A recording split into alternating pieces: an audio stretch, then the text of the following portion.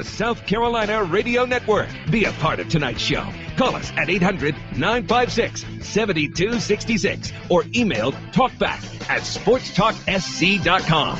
Now, here are your hosts for Sports Talk, Phil Kornblut, Kevin McCrary, and Tom Hayes. Any player that says that they don't want to go to an All-Star game is lying to you, because this is something that everyone wants to be a part of, and I've been fortunate to be a part of a few of them, and I'm happy that I had a chance to do it one last time. He's a kid that's going to play. He's going to play early, and he's going to be a part of it. There'll be something in there for him, and to get him ready to go. Obviously Cole is our starter, but Deshaun's a guy that's going to play. We're excited about him as well. Now, I get a little teary-eyed every time I hear that guy talk. I'm not talking about Chad Morris. I'm talking about Derek Jeter, who goes out All-Star game in style. 2 hits last night. Should have been the MVP in my humble opinion. As I predicted last night, Pro, what did I tell you?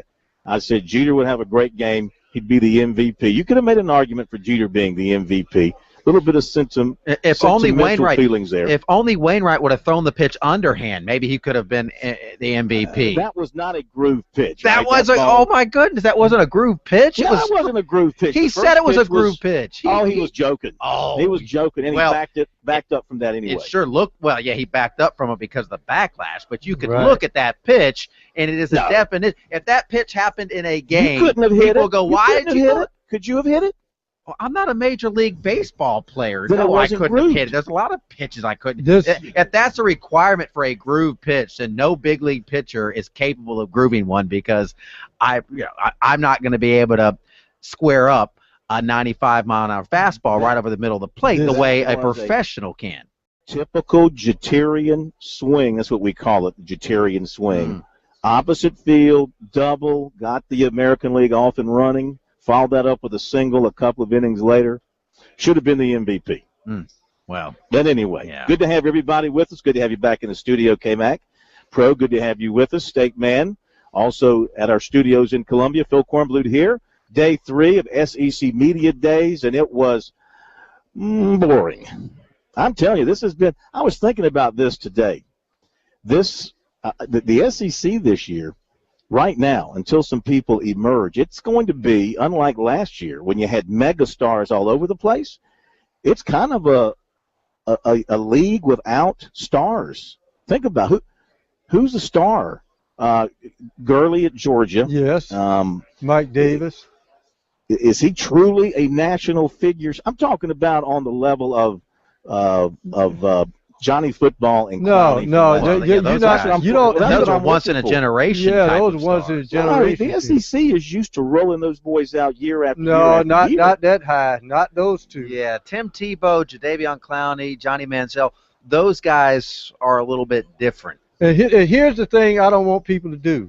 The press last year, Clowney shouldn't have said all those things. Well, you missed that now, don't you? Yeah, they were scared.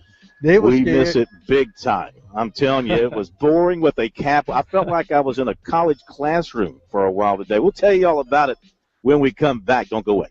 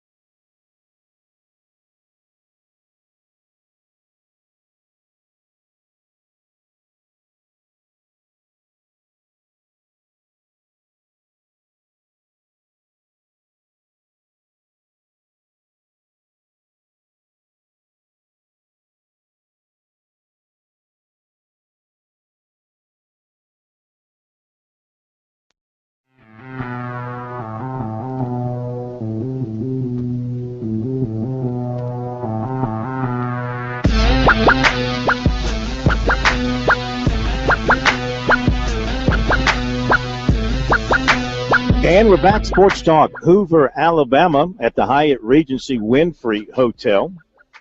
The home site of SEC Media Days, Day 3 in the books. We had Brett Bielema from Arkansas. We had Les Miles from LSU coming through today. And also on the agenda today we had, Gary Pinkel from Missouri. So Missouri, Arkansas, we had 2 Tigers and a Hog come through today to talk football. We also heard from the SEC Director of Officials. We also heard from Justin Connolly, who heads up the SEC Network. And we heard from K-Mac's good friend, Bill Hancock, who said today, K-Mac, with a straight face, looking out over maybe, 600 or so media members from all over the country, sitting in the room, he said the following, and I quote, "There will be more money in this for everyone, but the playoff wasn't done for the money. The playoff was done because we heard the fans, like you, K-Mac, who wanted more football and they wanted a bracket." So it's not about the money. It's about the racket. The bracket. Right. Oh, yeah, he put a B on there. What's hilarious about Bill Hancock being the guy to say that is on this very show, before the first appearance in the Orange Bowl for the Tigers under Dabo Swinney, he sat right here and cited reasons why a playoff was a bad idea for college football and talked about class time they would miss. And, he was a shill for the BCS, and now he is a shill for the college football playoff. That's what he's a very good one, and then a nice guy. I actually had the opportunity to meet him in person, and he is a nice guy. I give him a hard time just because he's the whipping boy. He's been the whipping boy for the BCS all these years.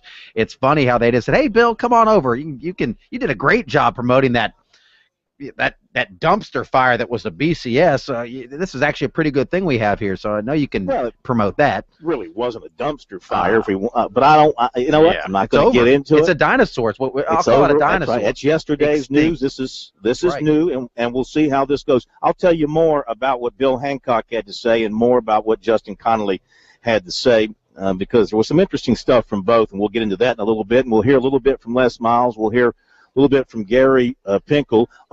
Also, we'll go over my ballot for the All-SEC team, as well as my predictions for the East and the West, and my pick for the overall SEC championship. Who do you think I picked for the overall SEC championship, Pro? Who do you think my pick was? You went Microsoft. You went Alabama.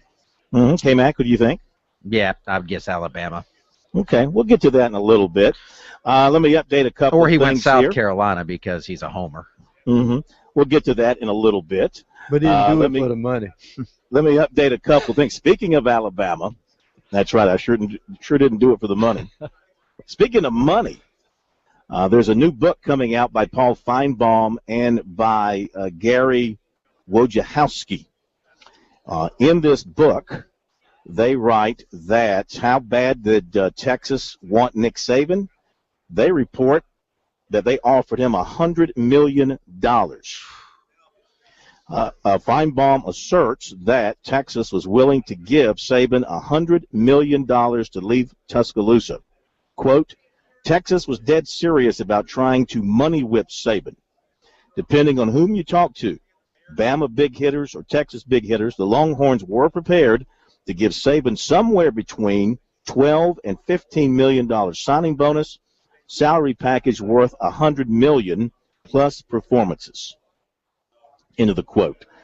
So there you go. We'll hear more about this tomorrow. I'm sure Saban will be here, and I'm sure that somebody's going to ask him about that, and I'm sure that he will deny it. Now, we're here to talk football, and you guys want to ask that question. I mean, y'all can hear Saban now. Corn, you should ask him that question. But, yeah, he decided to take less money so they could sign more free agents. Wait a minute, I got it mixed up with the NBA. I'm sorry. Yeah, he'll have a couple of good questions pointed at him tomorrow. That, and then someone's going to ask him about Spurrier's comments and try to get his reaction about that. Meantime, Alabama and Southern Cal going to kick off the 2016 season against each other in the Cowboy Classic. That's Cowboys Classic with an S. unless they meet in the playoff. It'll be the first time they have played since '78.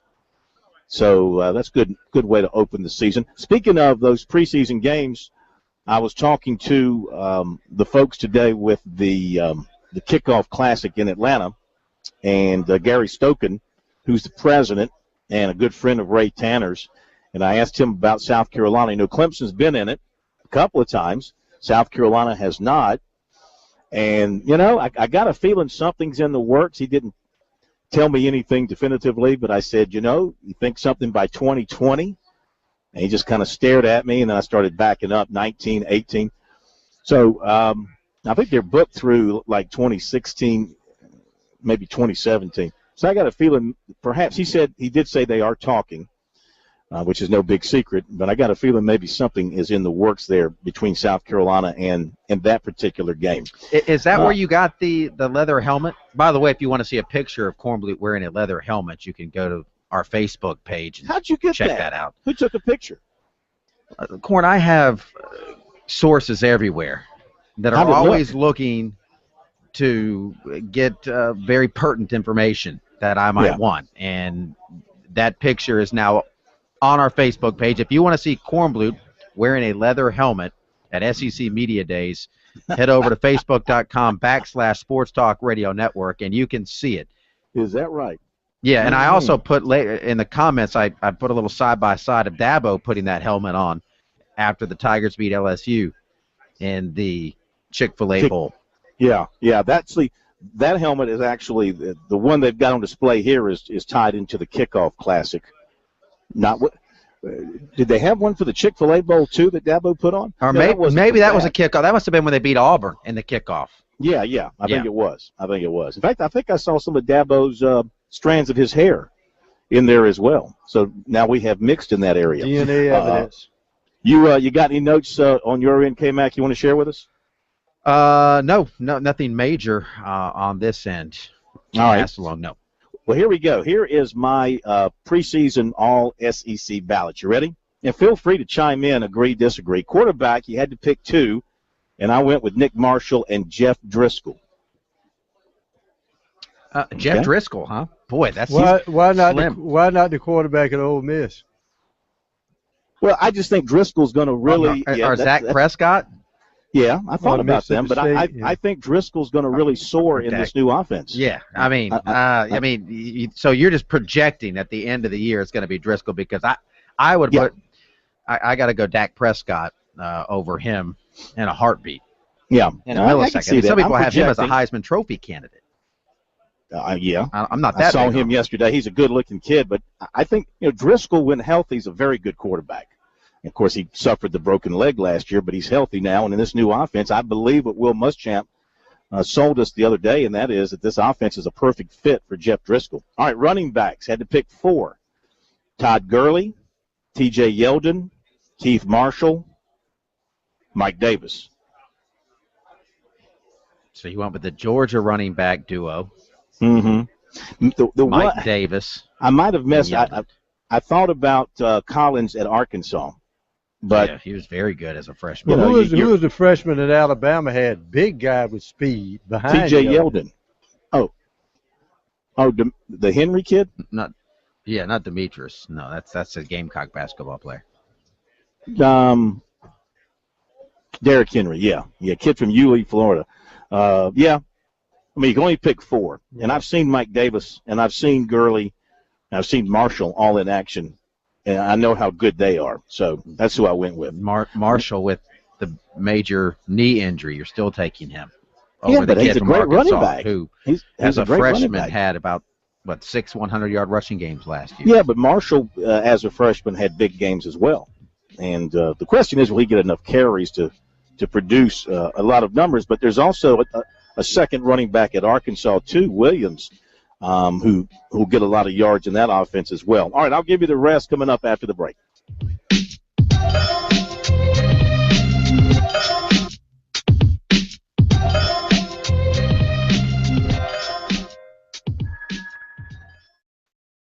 The time of year where you got to get your mind back into football mode.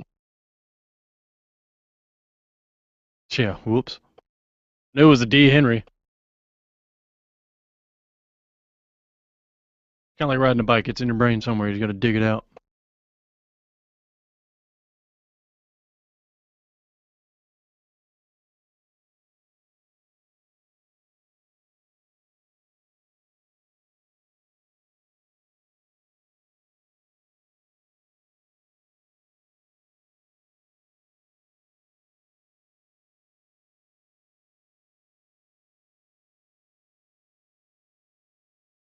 Chad's 440. A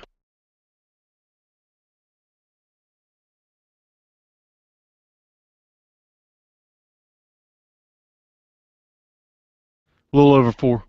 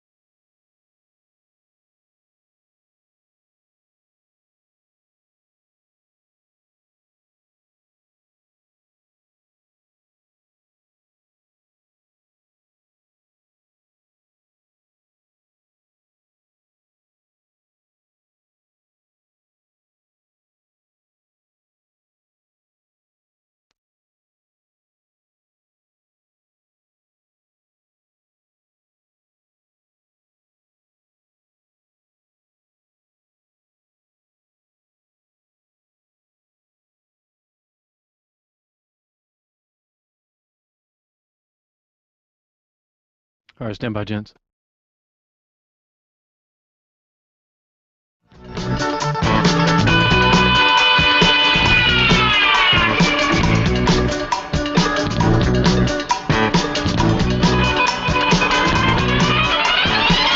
right, let's continue with my SEC ballot, the one which will carry the day. At the end of the day, you'll see more of my picks on the official All-SEC team than anybody else's because I have unique insight. Wide receivers, Amari Cooper, Alabama, Marquez North, Tennessee, got to pick 4. Laquan Treadwell from Ole Miss and Sammy Coates from Auburn.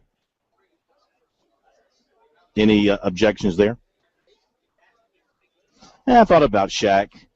He's got to show me more before I put him on an all-preseason ballot. Yeah, but that's how you show your unique insights. Pick a guy that people don't think going to be there. You picked 2 guys that spent most of last season on crutches, but you won't pick a guy that was one of the top receivers on a team that won 11 games. Well, okay, I like your logic, Corn. I'm sure your ballot will carry the day. He only had 25 catches last year. Yeah. All right, you know. And these guys had better numbers. And I saw Marquez North make an unbelievable catch to beat South Carolina. That was a great catch. I stand by my receivers. Tight ends, Jake McGee, who transferred from Virginia, one of the best tight ends in the ACC at big numbers. Malcolm Johnson, Mississippi State. Those are my 2 tight ends. Rory Anderson's got to, first of all, he's hurt. We don't know if he's going to be ready by the start of the season. And, he can have some big numbers, but he didn't have the big – South Carolina's got to go more to their tight ends, I think. There's too much talent there not to get the ball to those guys. Offensive linemen. I got 8. I have to pick 8. I've got A.J. Cann, Mike Matthews from Texas A&M, Ari Kwanjo from Bama, Brandon Shell, Corey Robinson, Vidal Alexander from LSU, Matt Crowder of Tennessee, and DJ Humphreys of Florida. Those are your guards and tackles. Silence, you must agree. Centers, 2 of them, Reese Dismukes from Auburn, Ryan Kelly from Alabama. Okay. Mm-hmm. Silence, all right. Defensive line, Jonathan Bullard of Florida, Chris Jones of Mississippi State, Ray Drew of Georgia, Marcus Golden of Missouri, Montravius Adams of Auburn, Ashawn Robinson of Alabama, Dante Fowler of Florida, J.T. Surratt from USC. Linebacker, 6 of them. A.J. Johnson, Tennessee, Amarlo Herrera from Georgia, Casanova McKenzie, where's the Chick-fil-A, from Auburn, Leonard Floyd of Georgia, Benardrick McKinney of Mississippi State, Sky Moore, South Carolina. Defensive backs, Vernon Hargraves, 3rd of Florida, Brian Randolph, Tennessee, Landon Collins of Alabama, Bryson Williams, Robinson Therese from Auburn, Tre'Davious White, LSU, Cameron Sutton of Tennessee, DeShazer Everett of Texas A&M. Place kickers, Marshall Morgan of Georgia, Colby Delahousse from LSU. Delahousse only missed one kick last year, and Morgan was deadly as well. I think he missed 2. The punter, Drew Kaiser, last year's leading punter, Texas A&M, and then Sam Irwin Hill of Arkansas. Return specialist, Christian Jones of Alabama, Marcus Murphy of Missouri, all-purpose Christian Jones of Alabama, Pharaoh Cooper from USC. The picks for the divisions and the title coming up.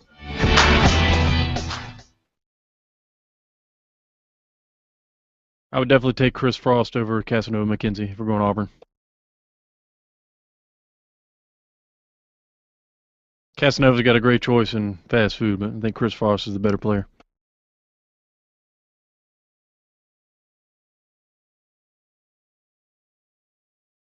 Numbers schmumbers.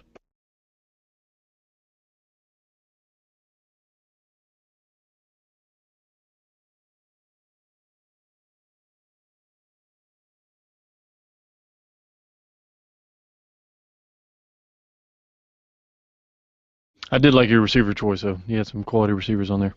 But I think you got to make. I think Shaq's might be that dude this year. You look at his final 3 games with Coastal. I know it's Coastal, but then Clemson and Wisconsin. He had some phenomenal catches in all 3 of those games.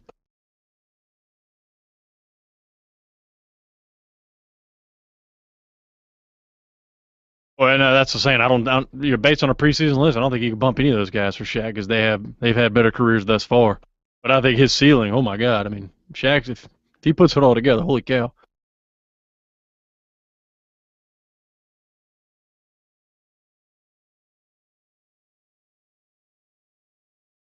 You remember, go back and look at that catch he had against Wisconsin, there, where he's in between three DBs and somehow hauled him. He had some phenomenal catches in those final 3 games. He started being the Shaq everybody expected.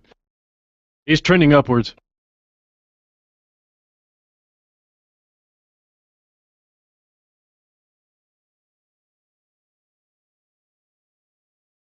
Did they not have him was he suspended from game 2 on, or was it 3 on? Was it that three game road stretch is where he suspended? He wasn't at Georgia, was he? I can't remember if he was there or not. Yeah, it was those 3 games in the middle of the year. Remember, he caught the opening touchdown pass, like play 2 against North Carolina, and then he disappeared for 3 games because he was suspended for the Adderall thing, remember?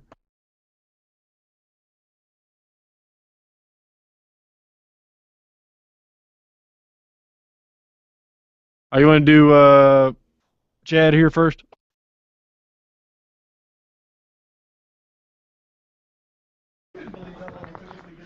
All right, we're going to have some new faces out there, some guys we're used to talking about, the Taj Boyds, the Sammy Watkins, the Roger McDowells. We can't talk about them this year, but we have some new guys we'll be talking about. We do. We're excited about this young group of guys that's coming.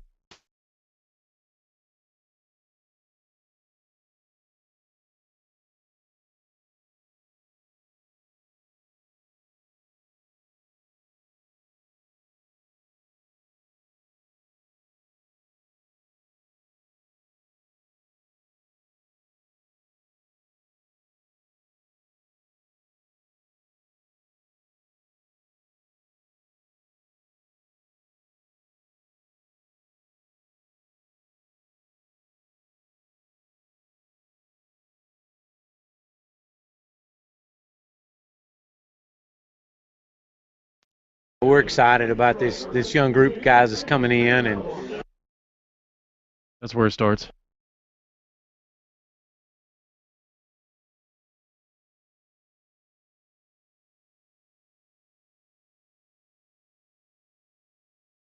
That's one tough place to play, man. As much as I hate that place, they're special there.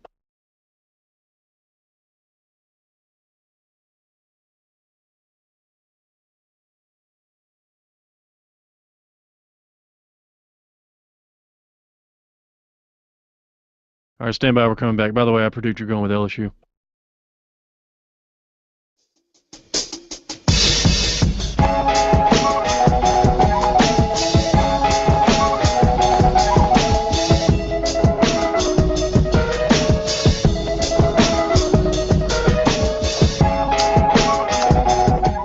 And we're back, Sports Talk, here on a Wednesday night. Good to have you with us. Phil Kornblut, SEC Media Days in Hoover.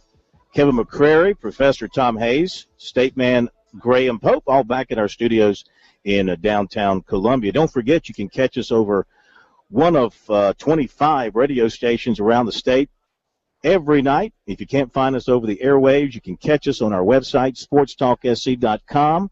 We have the live audio stream going every night. We also have the video of the show going every night. You can watch us live every night. You can see me right now in Hoover. You see the other guys back at the studios in downtown Columbia. And if you miss a show, the video stays up for 24 hours, so it'll be there anytime after the show. You want to go back and watch, you can thumb right through it, or you can sit back and let it roll and watch the entire thing. So make sure you make a note of that should you lose us over the airwaves. And, of course, you can catch us on your smartphone as well at our website, sportstalksc.com. You can watch it on your smartphone, or you can listen to it on your smartphone. Chad Morris, he's not here. He was up in the mountains with K-Mac yesterday, and we've got him coming up in just a moment. We'll hear from here later tonight. We'll hear from Les Miles of LSU and Gary Pinkel of Missouri, plus an interview we did the other night with former USC quarterback, now erstwhile media member Stephen Garcia. But I want to wrap up my ballot for the All-SEC team and now my predictions for the East, West, and the champion. In the West, we'll start out West. I've got Auburn, number 1, followed by Alabama, LSU, Mississippi State, Ole Miss, Texas A&M, and Arkansas. Thoughts? As I said before, I'll be redundant. Auburn used 8 of their 9 lives last year. They'll be caught this year. Get back. Yeah, I like Bama too. I think Auburn will be reeled in.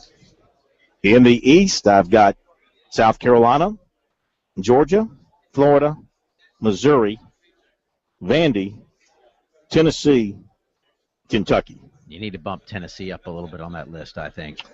I don't know. Too many missing pieces there at Tennessee. Their lines of scrimmage are being rebuilt. Behind Vanderbilt? Yeah. Back-to-back 9-win seasons. Yeah, their lines of scrimmage are shaky right now. Didn't they lose 3 defensive linemen and the entire offensive line, I think, at Tennessee? Yes. They were told, no, they lost their entire defensive line, their entire offensive line. Yeah, they have to rebuild. It'll be interesting to see what they do this year. And their quarterbacks right now won't blow you away either. I know Justin Worley, a native of South Carolina, stands to be the starter, but I don't think he puts the fear into anybody. I thought the kid from Atlanta was going to start. Well, from talking with the media in Knoxville right now, they think it's going to be Worley. Interesting. They think it's going to be Worley. And I've got Auburn winning the SEC championship again over South Carolina. What do you think? No. Yeah, I think we made it pretty clear we're going with Alabama. We're going with Microsoft. We're going with the $100 million man. But I mean, Alabama's going to have a new quarterback. I mean, you look at Auburn; they've got so many good players and big pieces to their team returning. Their defense, even though Carl Lawson's going to be out for an extended period, they're really good on defense. And you got Marshall, you got some receivers back. I know they lose Trey Mason, but they've got good running backs, maybe unproven a little bit, but they still have talent stepping up. If you're going to be young somewhere, be young at running back. And they've got plenty of their offensive line returning.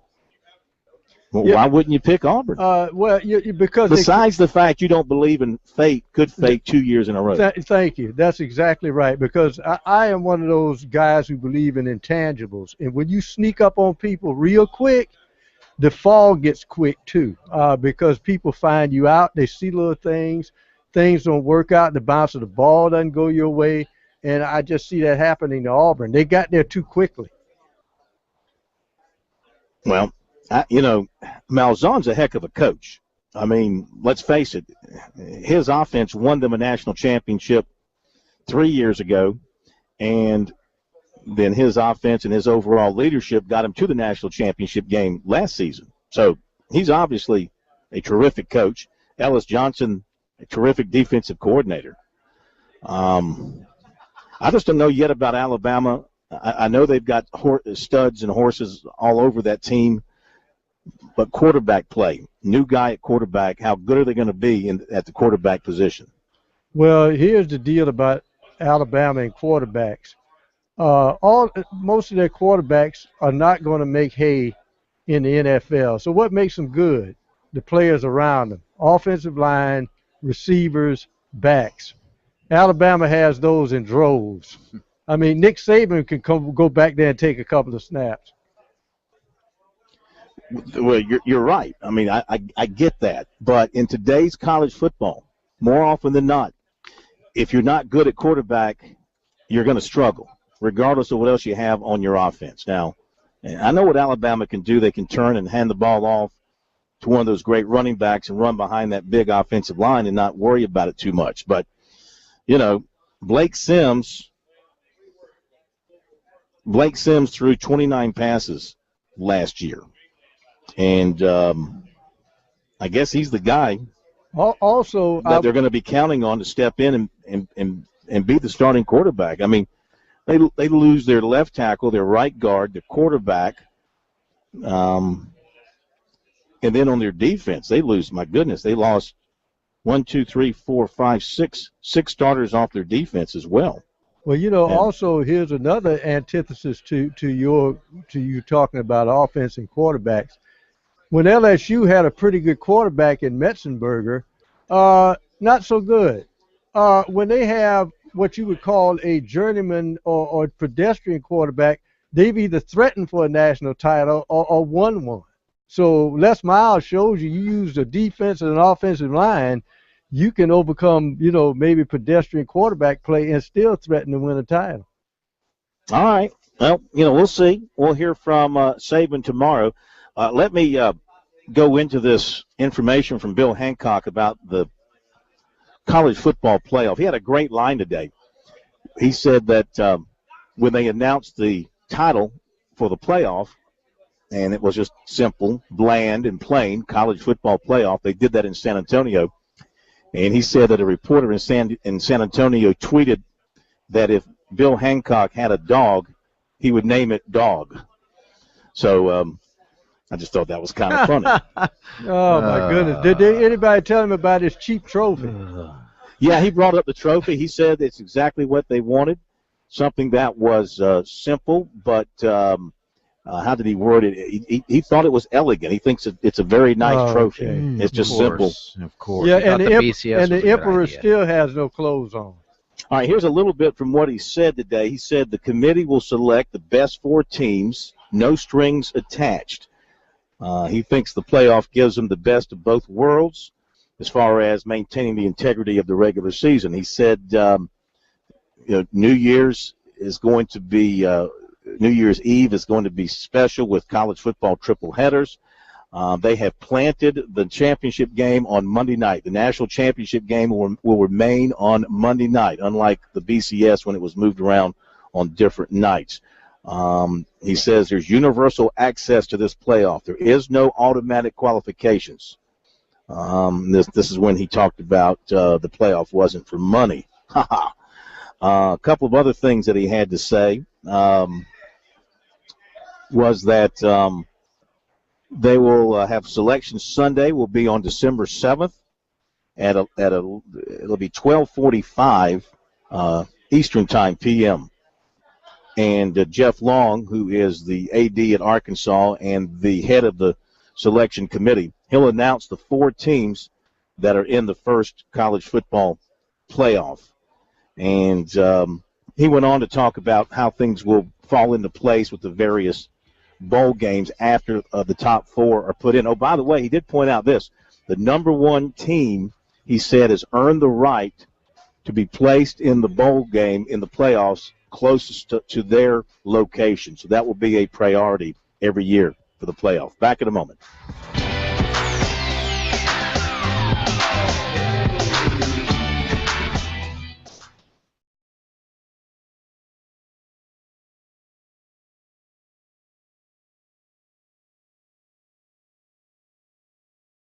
When addressing the trophy, Bill Hancock said Monday it will become an icon of our game. It is priceless. One-of-a-kind piece of art. There you go, Corn. Priceless. One-of-a-kind piece of art.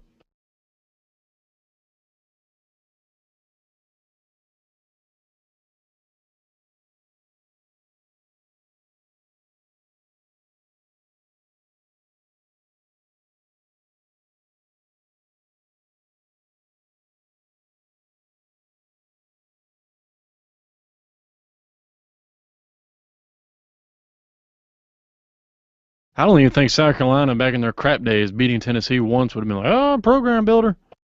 Oh, man, we got lucky as hell that day.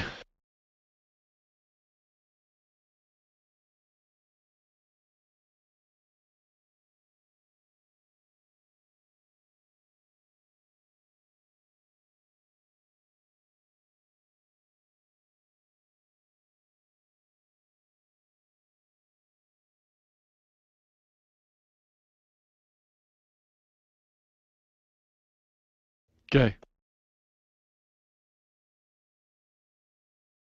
That was the Sidney Rice game, I believe.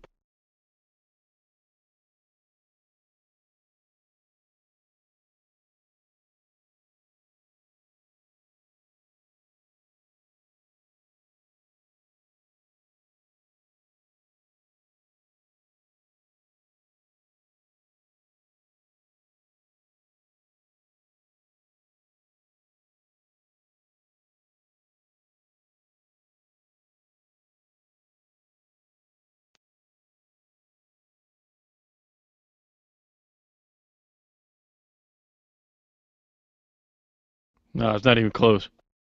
Alshon was 09. Sydney's last year was, what, 06? At least, yeah. Hey, Sydney was either 04, 05 or 05, 06.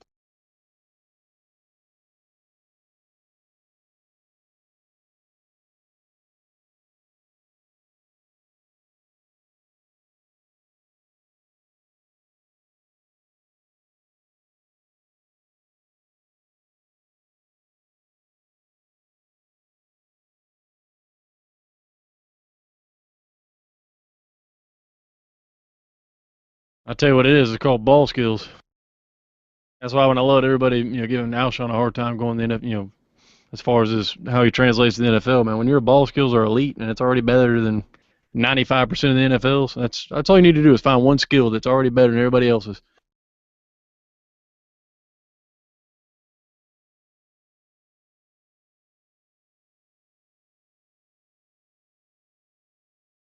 He's a damn good receiver.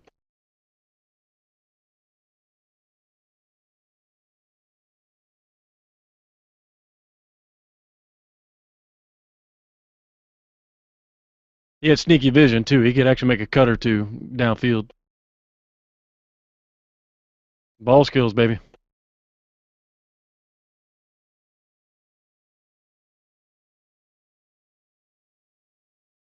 Mike's going to be a big key to their offense this year. How good he actually is going to be key to if he can be that guy.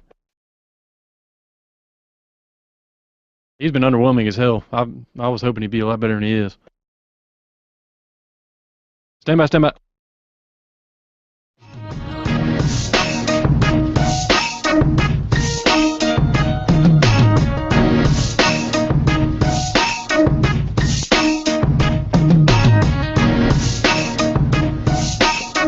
I want to give you a little bit more from what Bill Hancock, the director of the college football playoff, had to say today from an information standpoint. So we pick it up. He said when the playoff was created, the presidents landed on broad criteria they wanted the committee to use. They stuck with that.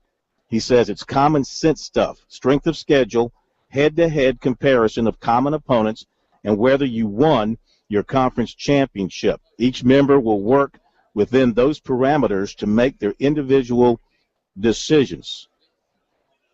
Basically, the voting process is to create a small list of teams that can be compared to each other, 6 to 8 teams. There will be 7 rounds of voting to create the top 25 list. The committee will select every week beginning October 28th. They're going to go to Dallas for 2-day meetings, Monday and Tuesday, starting October 27th. On Tuesday nights, they'll put the rankings out every week. Then, of course, as I mentioned, December 7th, 11:45 Central Time, 12:45 Eastern Time, is when the 14 bracket will be announced. Now, the back-to-back triple headers, this is how they work this year.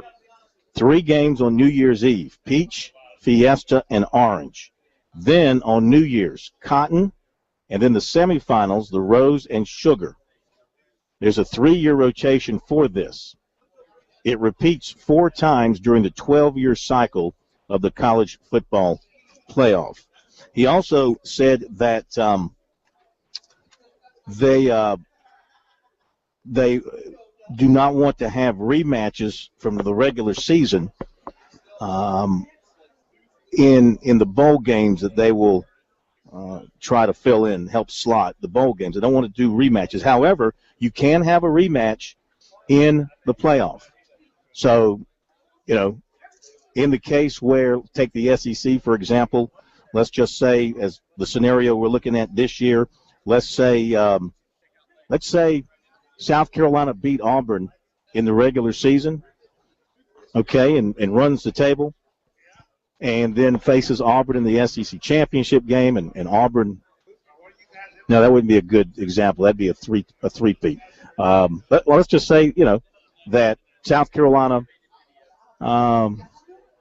plays another team. Say South Carolina makes the playoffs, and they can be paired with a team from the SEC that they played in the regular season. Let's just say. Or Clemson. Or Clemson. Yeah. I was trying to come up with a good example, but that's what he said. He said there can be a rematch in one of the semifinal games. So sometimes you get rematches in sports. It happens.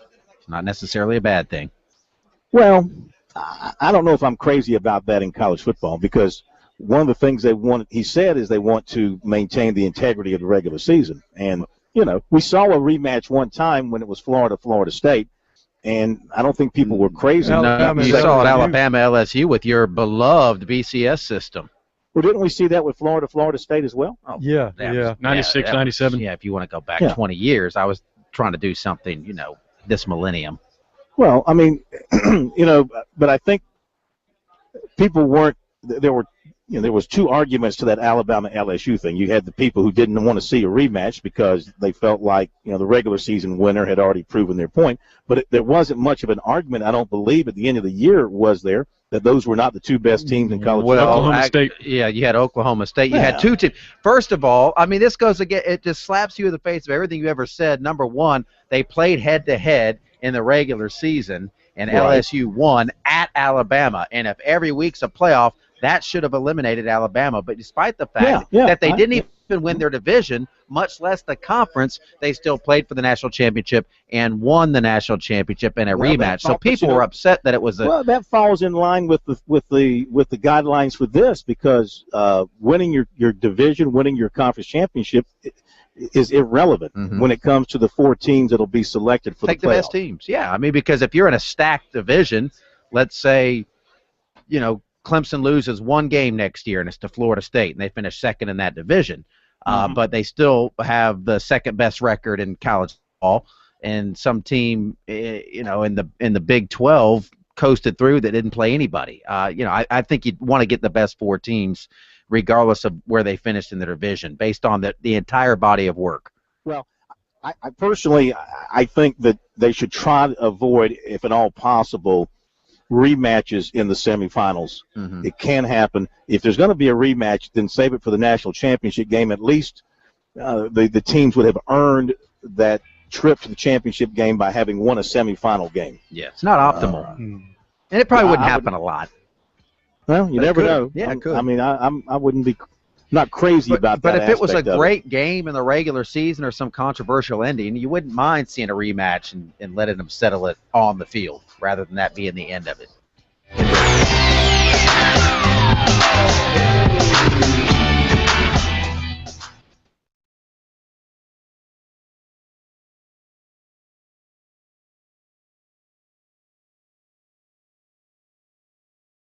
Sometimes I love being the arbiter of your mic, Corn.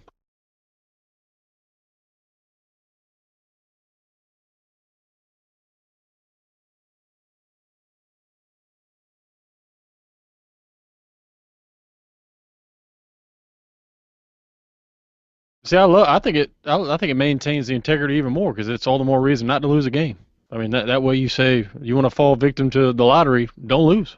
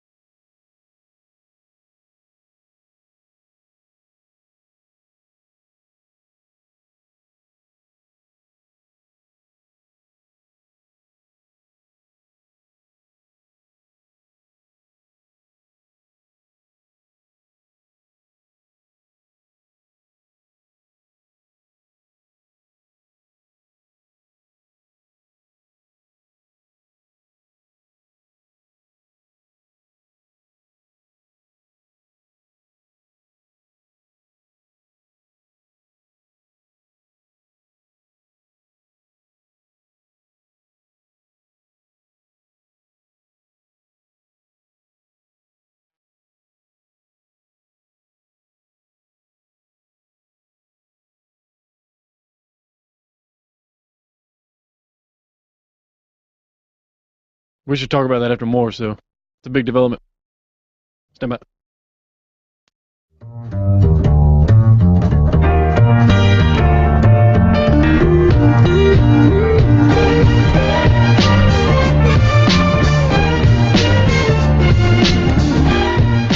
Yeah, I just want to continue with what we're talking about here. And, we talk about some of the nightmare scenarios that you might face in putting together a 4-team playoff that's going to make everybody happy and try to avoid the controversy of the past. Not if I'm the 15. Well, that's what I'm saying. But let's talk about how about this scenario, K-Mac, Pro? The committee's going to be influenced probably to some degree by history and tradition. I mean, they're humans. There are 13 of them. Television ratings. And they're going to get caught up in all that kind of stuff. So let's take last year. You're Alabama, all right, and you're undefeated, and you play Auburn, and you get beat on the freakiest of plays. They're both in. Well, now let's just say that let's say you're Alabama and you lose that game, but you're still going. I'm kind of making this up on the fly here, but you still go to the SEC championship game, and you get beat in the last second there. All right, so you get beat on a freak play at the end of the game there, and you lose the last second in the SEC championship game. And the committee takes you with two. Should the committee take a team like that with 2 losses over a team that maybe had 1 loss? There's the difficulty in choices, Corn, because that's going to be based on, I think, 2 things. The landscape of the rest of the nation. Do we have more than one undefeated team in the other major conferences that played a dynamite schedule, and you can't leave them out?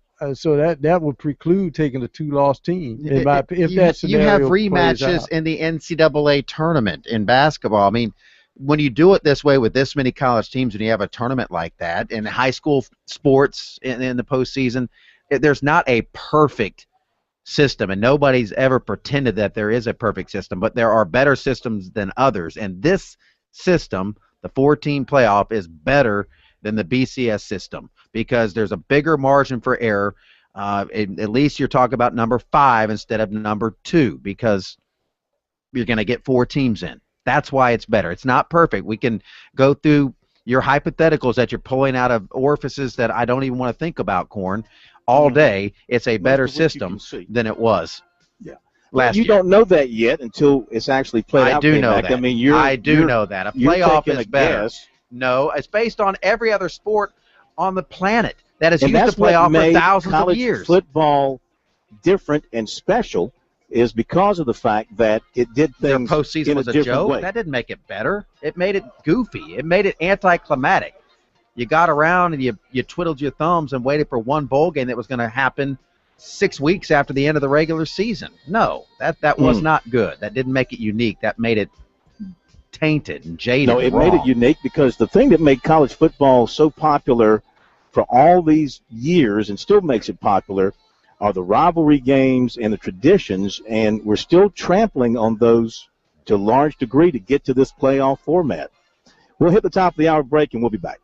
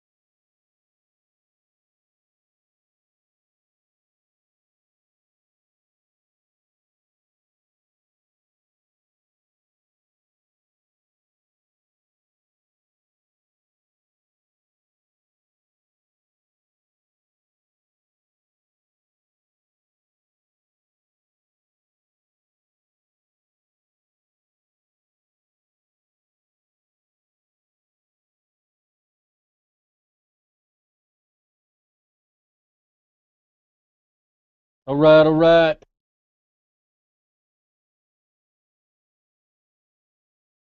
Should we do Morris at 13? Forget we got Garcia, Pinkel, and Miles as well.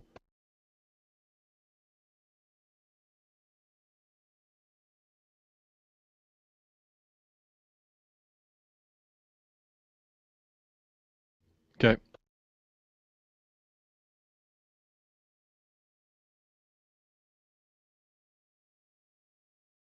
All right, stand by.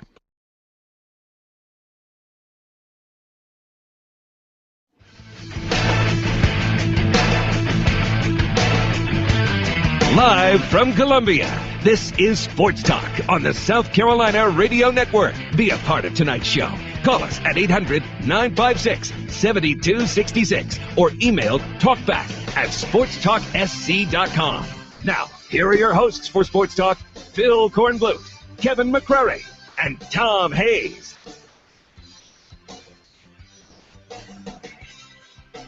Okay, we're back. We continue from Radio Row here at SEC Media Days in Hoover. Plus, we have the guys back at the studio in Columbia. So, going to hear from Chad Morris coming up in a little bit and talk about Deshaun Watson, maybe getting in position to get on the field quicker and in a more important way than previously expected. But back to what we were talking about before we hit the break.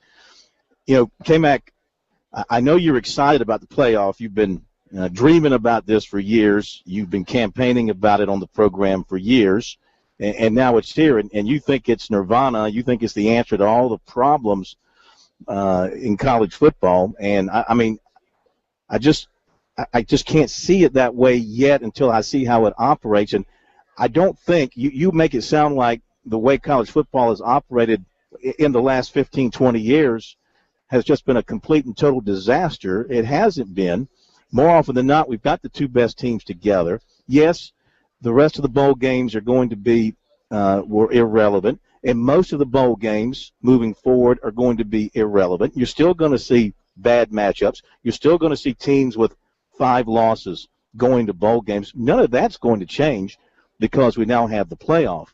And the hope is that the two best teams will get together in a single in the national championship game through this process. You know what I don't know that we're going to get those two best teams together. At least before. Hang on. At least before we were getting one game with arguably the two best teams. Now, you've always been a proponent for looking out for the athlete, but see, you're putting your own selfish desires ahead of the athlete here, because now you're asking roughly 400 football players to take part in the semifinals, which will be businesslike, and you know, they're not going to have the opportunity to go to a bowl game and enjoy what comes with going to a bowl game, the swag that you get there and laying out by the beach and enjoying being in a resort setting.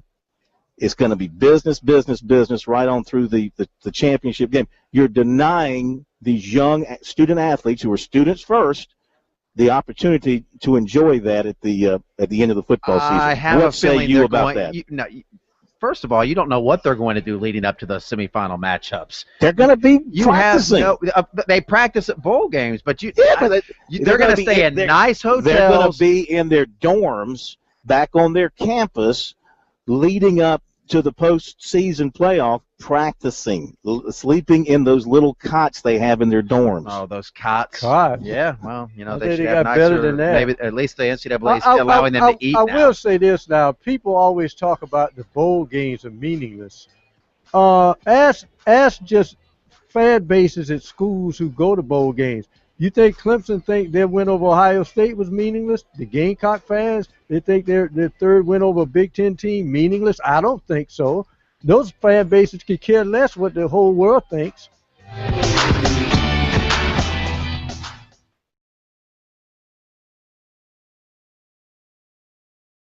I just tried to turn my TV audio on, and I forgot I don't have one. Oops. I do have a phone call waiting for you, Corn, if you want to go to if you got a second to go to the phones here. Indeed. Phones are still here, apparently. But I have no audio I can feed through the line, TV-wise.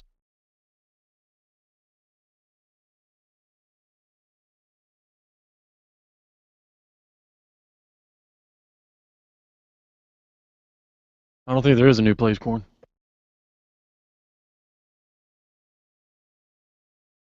Wow, I'm not sure if I have that.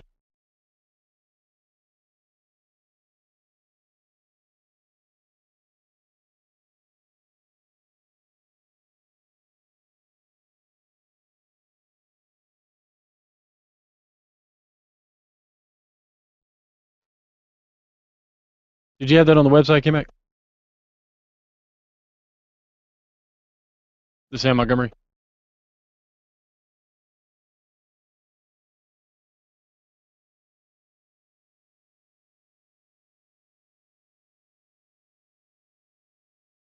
I can't remember.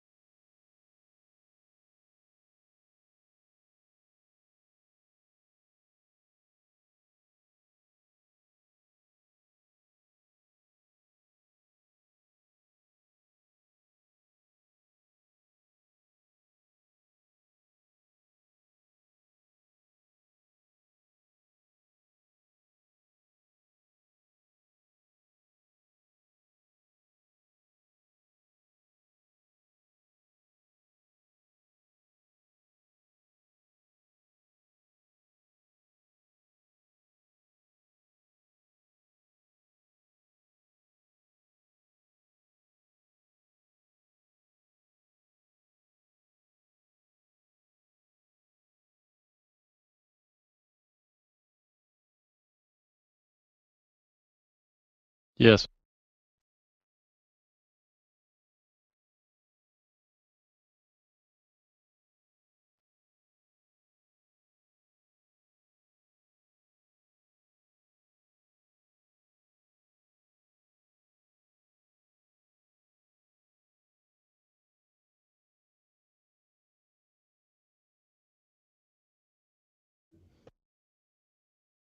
I couldn't care less about their commitment list.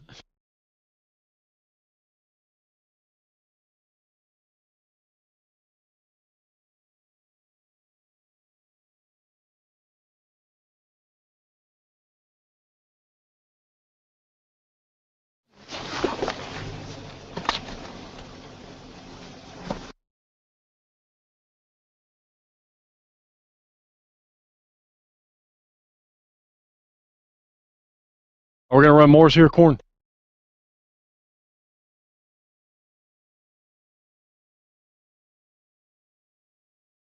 Yeah, no. We're excited about this young group of guys that's coming in, and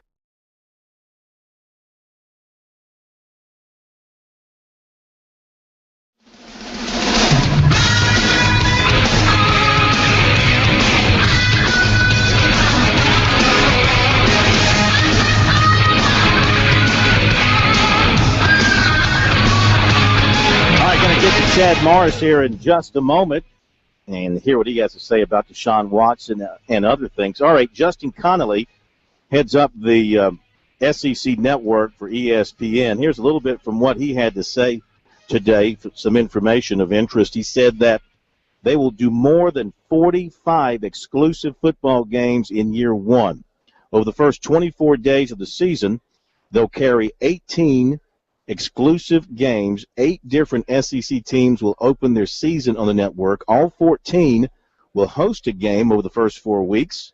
He said most teams will appear on the network twice before the end of September.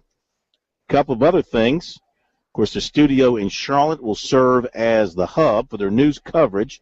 Dari Nokwa and Maria Taylor will be their 1-2 punch with their signature news and information program, which they call SEC Now. That will air 5 days a week. They'll also televise the always exciting Paul Feinbaum radio show. There's no better television than watching a radio show on television. Yawn. From 3 to 7. But we're video streaming right now, so I would hope that the people watching us disagree. That's different. That's different. We are exciting. Anyway, the fall schedule will not just be football.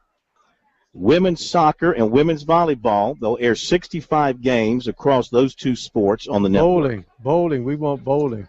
They've also identified digital live event schedule for the fall that includes over 200 soccer and volleyball events, and they're on track to surpass their original goal of 550 digital events by a wide margin. And across TV and digital, fans will be able to see every men's and women's basketball game from the SEC, every baseball and softball conference game, and every conference gymnastics meet. And for subscribers of the network, they'll make every SEC network event available on the Watch ESPN application. A couple more things. Last week, they announced the addition of Cox Communications to the growing list of providers, he said. They've since added 2 smaller cooperative deals for all of these distributors, realizing their customers need this network, he says. They now have 6 deals completed, with Dish, UVerse, and Cox being the largest, and they are continuing to push for more. So those are some of the main notes from Justin Connolly. We'll get to some phone calls. We haven't taken calls in forever. We'll get to that in a little bit. Hang on.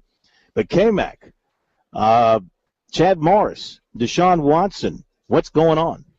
Yeah, Deshaun Watson is going to get a chance to stick his toes in the water, as I like to say, against Georgia. We caught up with Chad Morris yesterday at Dabo's media golf outing. We talked about Watson and really just a lot of the new faces he's going to have on offense this year. Excited about this young group of guys that's coming in, and you know, obviously what those ties and those guys, Sammy, Martavius, and Hot Rod, and you know, keep going, Brandon Thomas, Tyler Shea.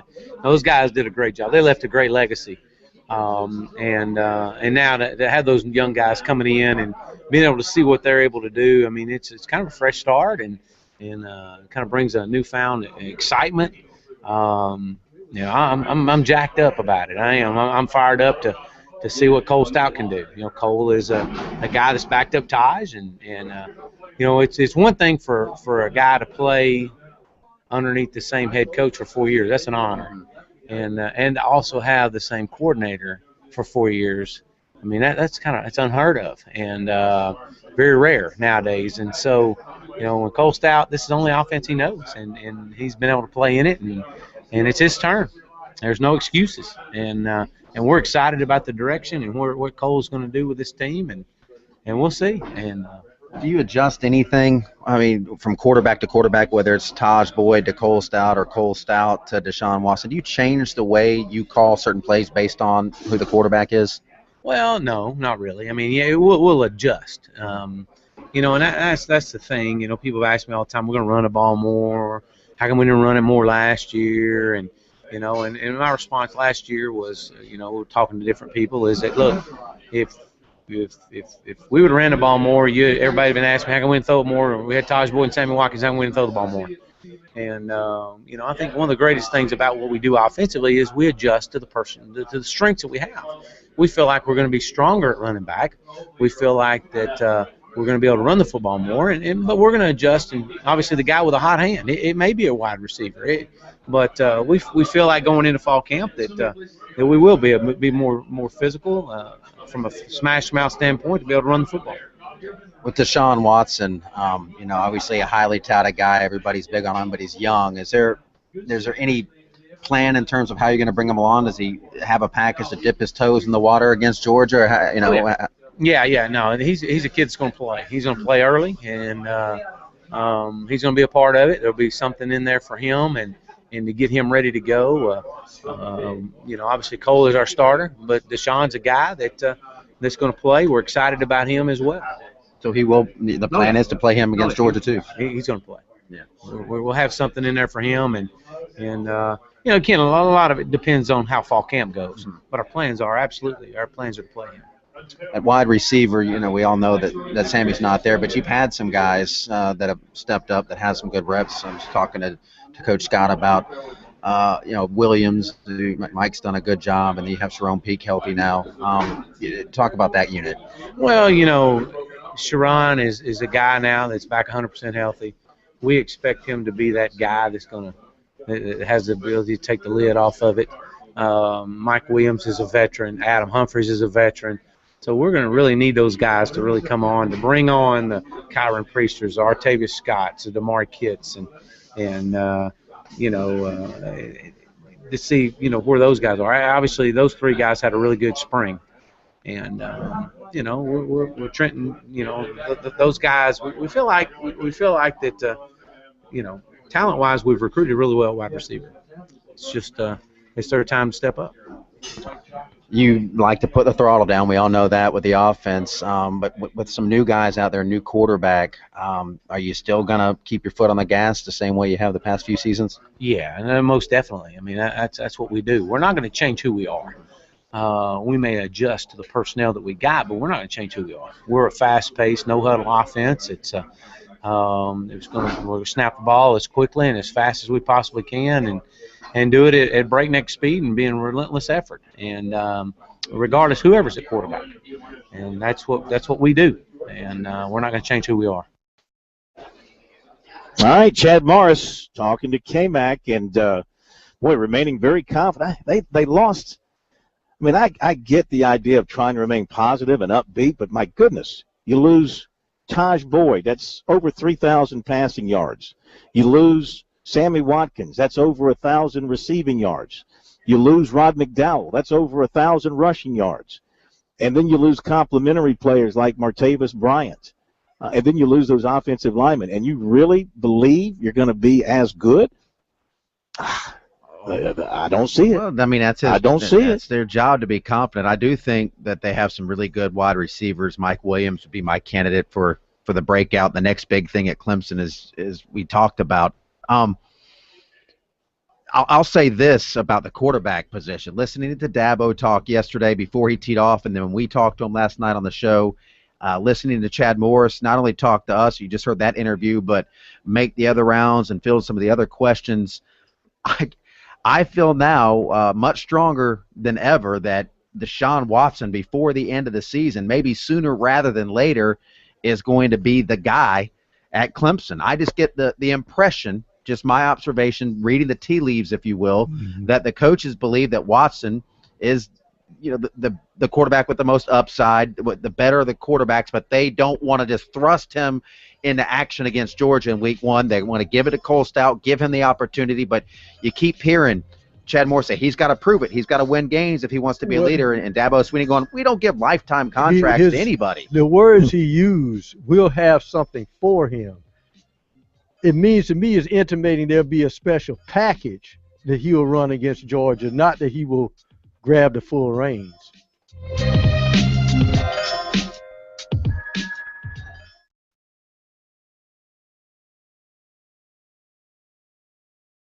That's interesting.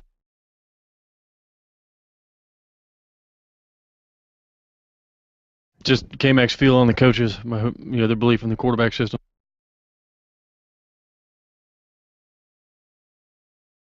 But to your point, Phil, I was just thinking about when you mentioned that. I thought about that myself numerous times, and that's the question about. But who is their best offensive player right now? No, seriously, you can't. I mean, I don't think you can find a single roster in that league even where you can't just look and say, oh, well, even if they suck, whoever it is, what program, you can't say they're obviously their best player. You have no idea, Clemson. That's weird.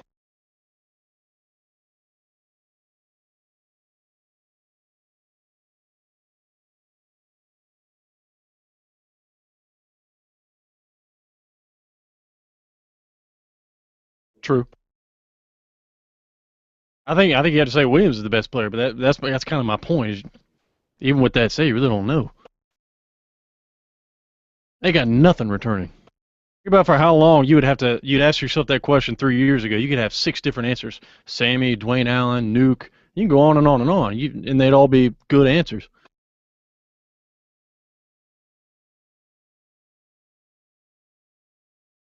Yeah, that's true. That's true.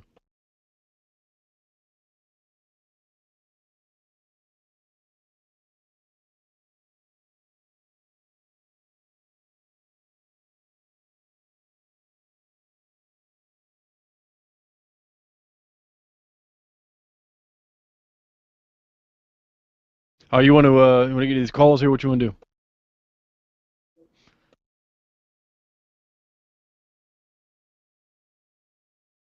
Stand by.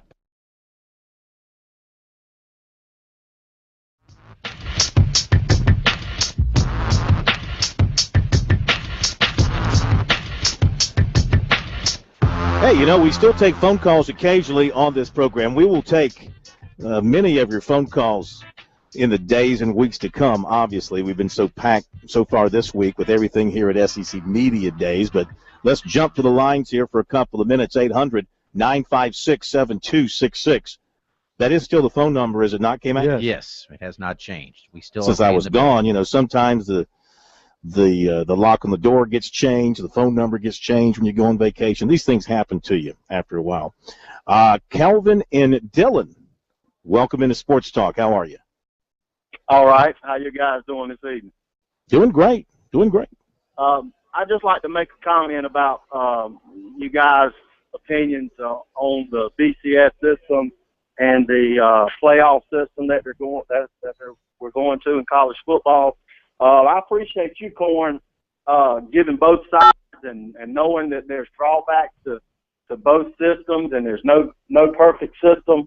And I certainly agree with you that, we had a very, very, well, we still do, but college football in America is very, very popular, and messing around with it, you can mess things up sometimes. But the argument that there's a big margin of error that K-Mac stated, it's totally opposite. I don't agree with what he said. It's a lot easier to figure out who's the best team, who's the best, who's 1 and 2. It's a lot easier to figure those teams out than it is to figure out who's 4 and 5. And whoever's the fifth place team that gets voted fifth and gets out of that top 4 or gets out of that playoff system, they're going to have a tremendous argument because you put that fourth place team in there. Where is it going to end at? But let me ask you this, though. When Alabama played Notre Dame for the national championship, you think Notre Dame was the second best team in the country? A Notre Dame team that would have been an underdog against South Carolina, Georgia? No. No, you're right. You're right in that scenario, Notre Dame would have been exposed in a semifinal, and we would have had two other teams that were better than Notre Dame in there. And that's why I think that's the point that I'm making, why I think it's a better system that we have now. Well, you're right. You're right in that particular year, K-Mac. But I think most years, and like I said a while ago, the BCS had its issues also. Mm-hmm. But, I just think, like Corn said, what makes college football different from all the other sports in America is that the regular season, each and every game is your playoff. It is your playoff.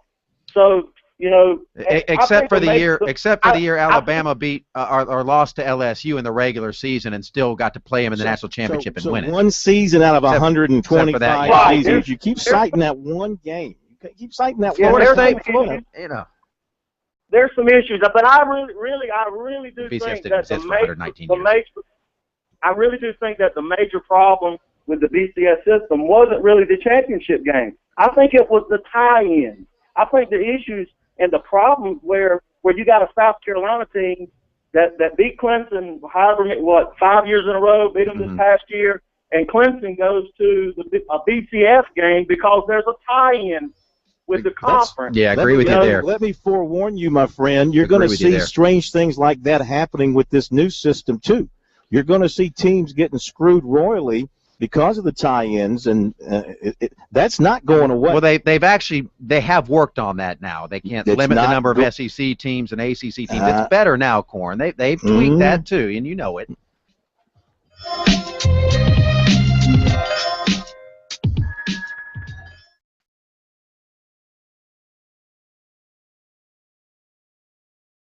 You guys play nice.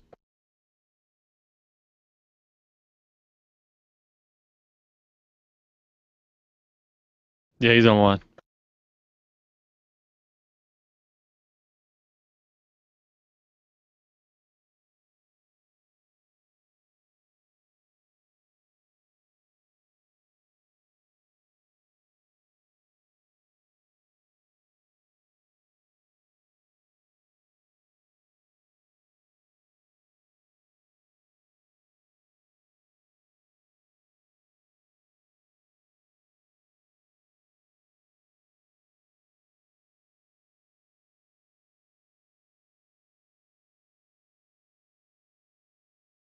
None of us want to make this move across the street. There you go.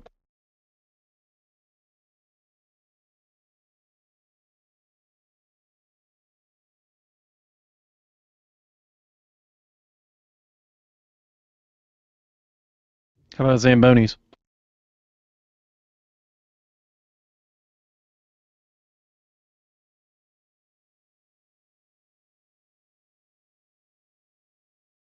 Pressure washers? I think that's the winner, man, on concrete.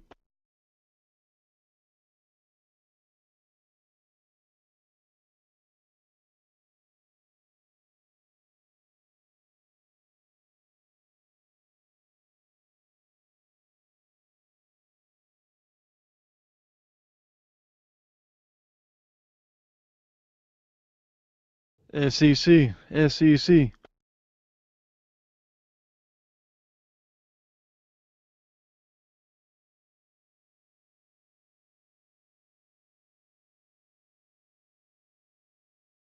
There's no debate when it comes to that, man. We got a lockdown south. You go to Penn State in those places, you got nothing but 4s and 5s running around.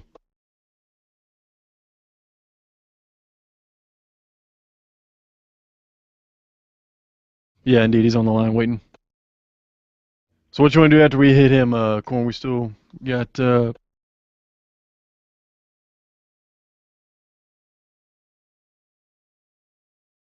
How did this new job kind of come about for you? Drew Roberts, the founder and CEO of Saturday Night.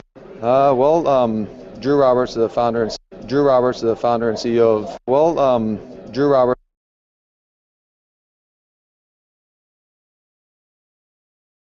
I can still booze. And we'll see what happens.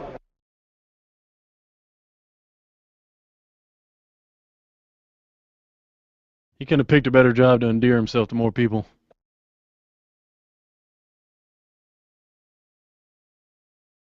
But it could totally, as opposed to him going into construction or something, he can like change a lot of people's viewpoints on him. Actually being out in the media.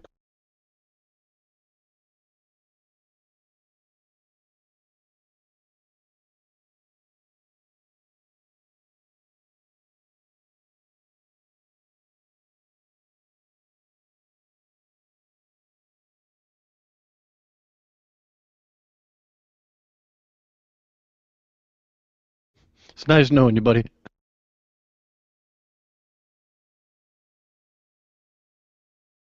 Stand by.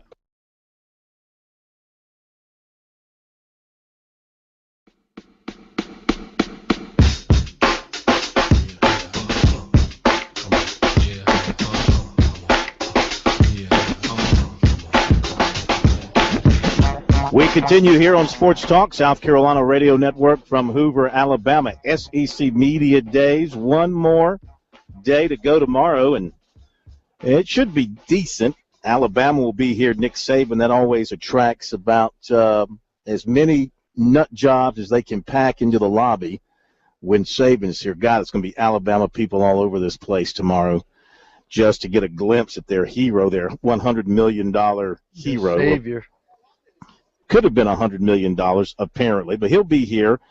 Georgia will be here. Mark Richt comes in tomorrow. Always enjoy listening to what he has to say because he's just an honest, good guy like that. Let's see. Who else is coming tomorrow? Who else have we not heard from? Anybody remember off the top of their head? Yeah. Kentucky will be here. Nobody cares. Kentucky. And who's the other one we're missing? Look on my list here. Ole Miss, thank you. Blindside. Yeah. That's right. Ole Miss will be here tomorrow. Let's see. Who do we get in the morning? We get Georgia in the morning and Ole Miss in the morning, and in the afternoon. Now that's great. That'll give everybody all morning to get here. Then Alabama and Kentucky in the afternoon. We're gonna go back to the phones. Is that right? Okay. We're gonna hear from Stephen Garcia here coming up shortly. But okay. All right. Gotcha. We have a bulletin. We interrupt our programming here on Sports Talk to welcome in the de facto mayor of the city of Charleston, the bad boy by the bay, the ninja of the night, the pontiff of the port city and recently hired as the official pressure washer of the Ravenel Bridge. Washes it down every night so it's nice and clean for the morning rush hour. It's not Jim Rome. I think he's been hired by the SEC network. It's J. Rome. I have a new towel also. Why does it sound like you're talking to us from your bathroom? Are you like several feet?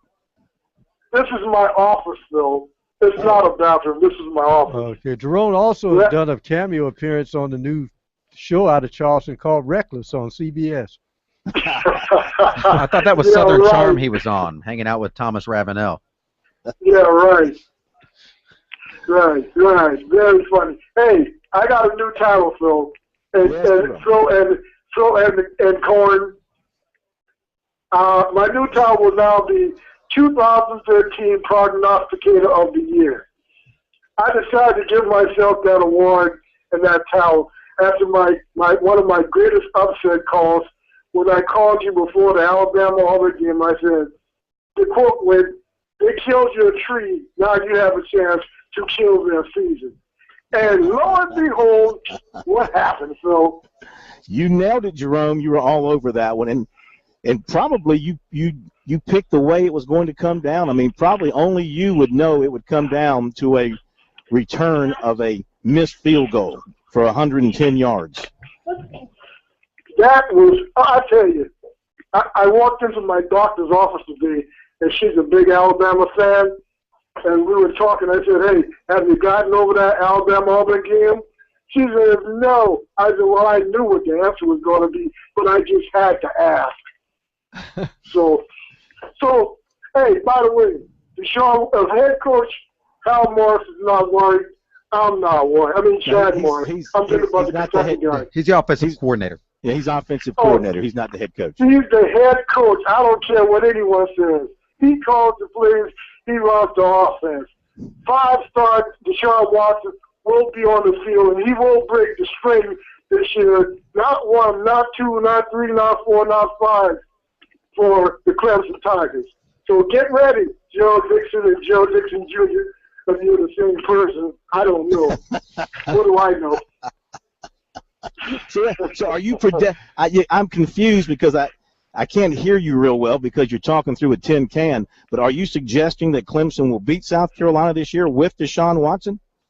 That's right. 5-star, baby. Not 1, not 2, not 3, not 4, but 5-star. He won't be on the field, and he won't lead the Clemson Tigers to victory. The streak will be over. Okay. Well, we'll see what happens come November. Got a long way to go before we get there, but we thank Jerome taking time away from his new job of power cleaning the Ravenel Bridge to join us here on the program. 800-956-7266 is the phone number here on the program if you want to join us. Let's go ahead and hear this from Stephen Garcia. You know, he's probably more popular around here now than he ever has been since he's joined the media as a contributor to Saturday Down South, the website, and looking forward to having some involvement with Stephen on Sports Talk as well. And on Wednesday, today's Wednesday. On Monday, I had a chance to talk with him along with Reggie Anderson from News 19 in Columbia, and we asked him just how this new position with this website came about. Drew Roberts, the founder and CEO of Saturday Down South, actually gave me a little buzz on Twitter and asked if I was interested in being in the media.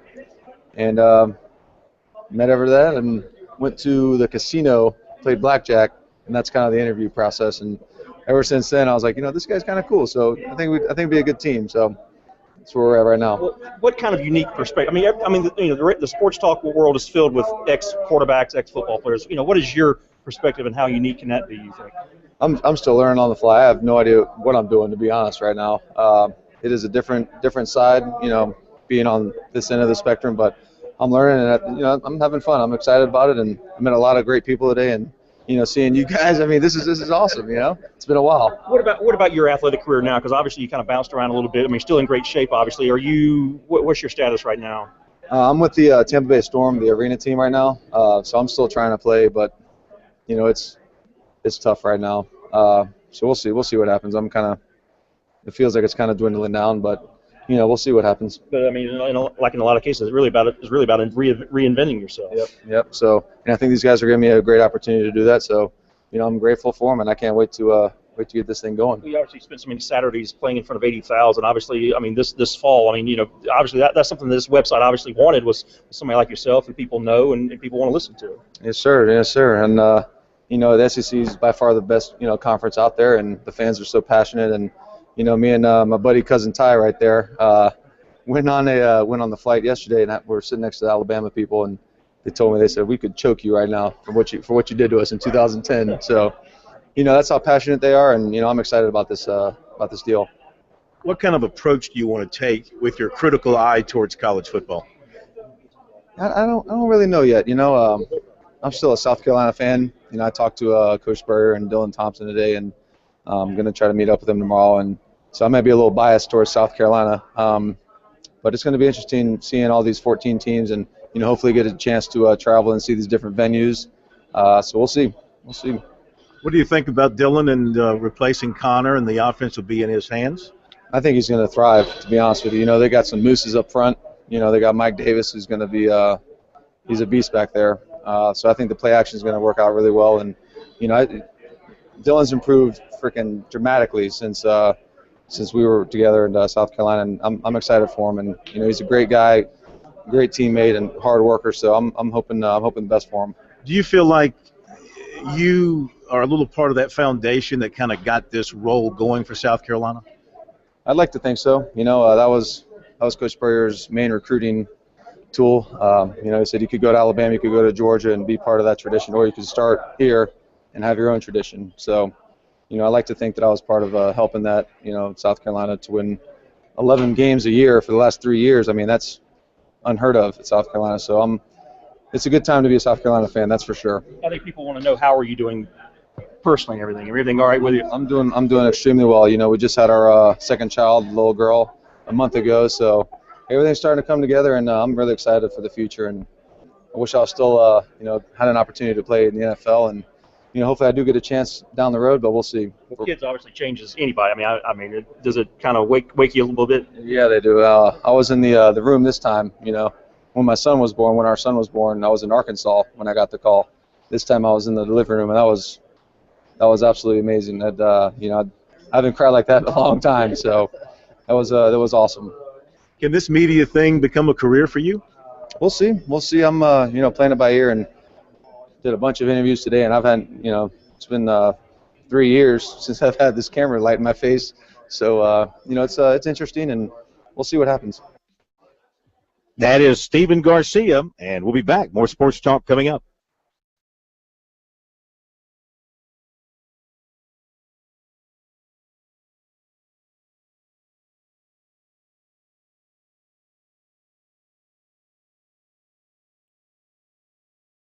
You went about 2 seconds too long.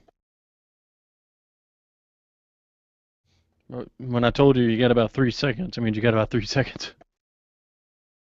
Do you think I said 30?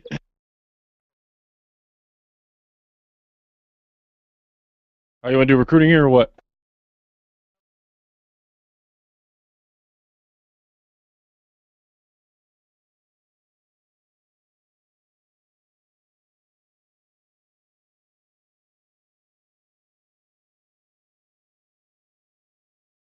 Pinkle or who's the other guy?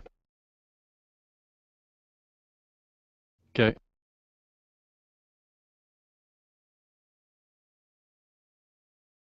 Let me clean it up a little bit.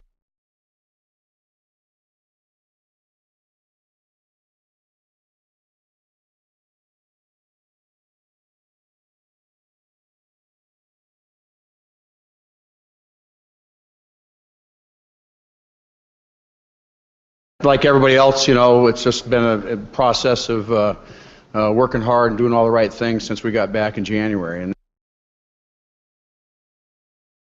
Catch that?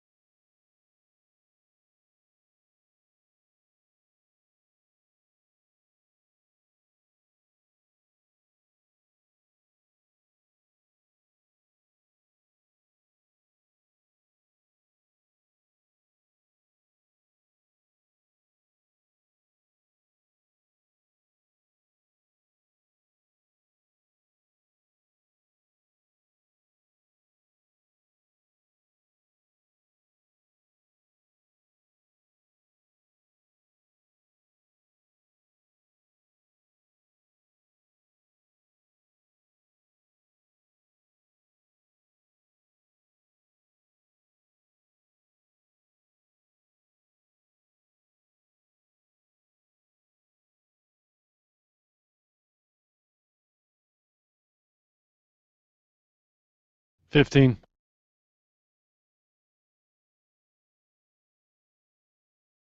You get right into pink and we can get them all in. 5:15.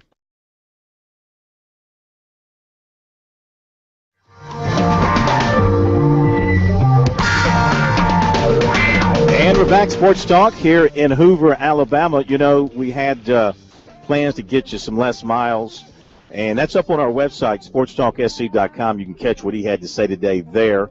Also, Brett Bielema from Arkansas. But we do want you to hear some from Gary Pinkel, the Missouri coach, since South Carolina plays Missouri. They don't play Arkansas or they don't play LSU in the regular season. So Gary Pinkel, of course, Missouri, a surprise winner of the East last year. They lost a ton from that team, offensively and defensively, but they do have Matty Mock back, and I almost put him on my preseason SEC ballot as a quarterback, number 2 quarterback, because I think he's got a chance to have a phenomenal year. He's just that talented. I think we all know that, and that gives Missouri, I think, a chance to maybe scratch out a pretty decent year. I don't think they're going to have a great year, but maybe a pretty decent year. Here's Pinkel talking to us earlier today, kind of setting the stage for the upcoming season for his team. Everybody else, you know, it's just been a process of working hard and doing all the right things since we got back in January, and that's process-oriented. It sounds boring, but that's what we do, and ultimately what we're doing is trying to make our football team better each and every day. So I think it's when you go into a different years, as the years change, you go to 2013 to 2014, and you lose your seniors and you bring new players in. It's a constant transition of the team and the personality of the team, the leadership of the team. And those are things that we work on all the time at Mizzou, and those things are still ongoing as we finish the players going to summer school, working out, and us getting going in August. So, you know, we're excited about the year, and we've worked very hard. And, you know, we're honored to be in the SEC. And I tell people all the times like being in the NFL, every time you play, you're playing a great football team. Anybody can beat you. So we focus pretty much at Mizzou on ourselves and us playing our best football game, which gives us an opportunity to win. So we're going to continue to do that. Harry, Pat Dooley from the Gainesville Sun. Obviously, Matty had a lot of experience or some experience last year, but as you start this season with new players around him, is there kind of a feeling out process the first few weeks to see what he does well with the guys he has? Well, first of all, you know, the good news, bad news about last year is the bad news we lost our starting quarterback for 4 games in the fourth quarter against Georgia. The good news is we had a young player, redshirt freshman, come in and play at a really, really high level. And that experience, obviously, you know, I think, you know, has helped him tremendously. I think certainly our players have a lot of confidence in him. I think you're always kind of feeling yourself out in terms of which personnel you're going to use and how that's going to work out. You know, we lost quite a few receivers, good ones, and we got Darius White coming back, and Bud Sasser coming back, and Jimmy Hunt coming back, 3 guys that caught a lot of football. So we're very fortunate to have some guys back. But we also, in our offense, you know, we can use running backs as receivers. We can use tight ends more. There's a lot of things we can do. So our challenge, I think, is going to be into August is which personnel sets are we going to settle on going in. And they worked very hard all summer long. You know, Matty's, with his leadership, has done a great job, and also with the seniors. And so, you know, that's really the process we're going to take offensively, at least going into the first week. Okay, we'll go in the back of the center section, Coach. Hey, Coach. Gary Lenny of Advanced Digital Media. You lost 2 pretty accomplished defensive ends last year, Sam and Ely, and it seems like you have 2 guys that are pretty productive coming back. It doesn't seem like that position is really taking that much of a step back, if at all. How would you explain the depth you have at that position? What's sort of the key there for you? Well, Shane Ray, Marcus Golden, you know, both played at a very high level a year ago and alternated with Michael Sam and Coney Ely. So, you know, I think that it was I think you're always trying to build depth. I wish I had that depth really at every position. And certainly we've been very fortunate defensive line really for the past 8 years as far as first round, second round draft picks, and we've produced at a high level. Craig Wilgowski is our defensive line coach, done a great job. But I think our depth there is going to be the interesting factor. We have Marcus Loud and Charles Harris are two redshirt freshmen. They're both 6'5", 6'6", 250 guys that I think can potentially be great players. So, we like to play more than 2 players, and the depth of those young players, certainly we need them to produce, and we have some other guys competing also. Okay, we'll go over here to the right side in the middle. Coach Cecil Hurt from the Tuscaloosa News.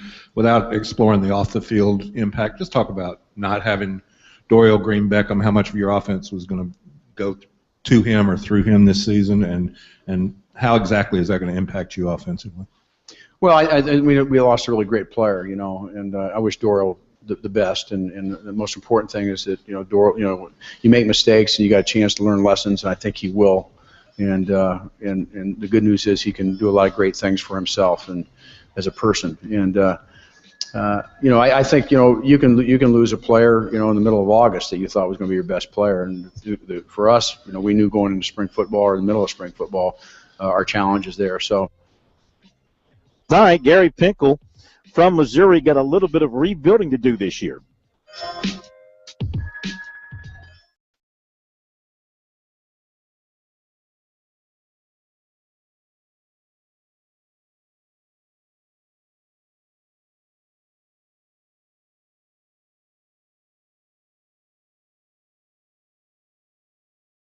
You're now Bobby Stoops' problem.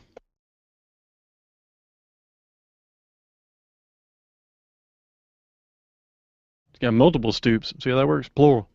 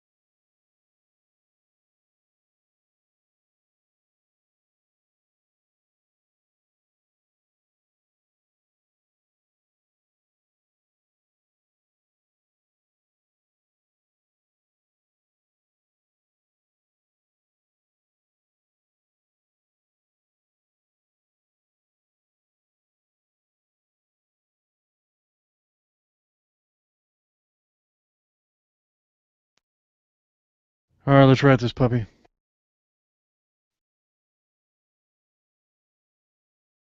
Stand by. Yes, sir.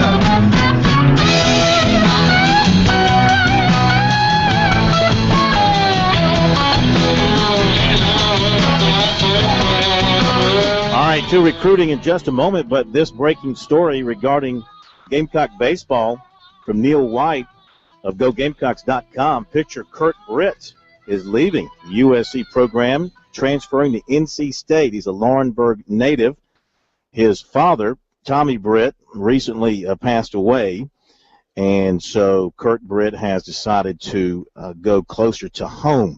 2 seasons at USC, he was 5-0, a save, a 3.61 ERA in 19 appearances, 4 starts, and he also played, I think he played some first base for the Gamecocks as well. So NC State coaches told Chad Holbrook that Britt will receive a hardship waiver and he will not have to sit out a year under NCAA transfer rules. Also, freshman right-hander Jackson Smith, Hartselle, Alabama, not returning to USC, headed to a junior college from Neil White.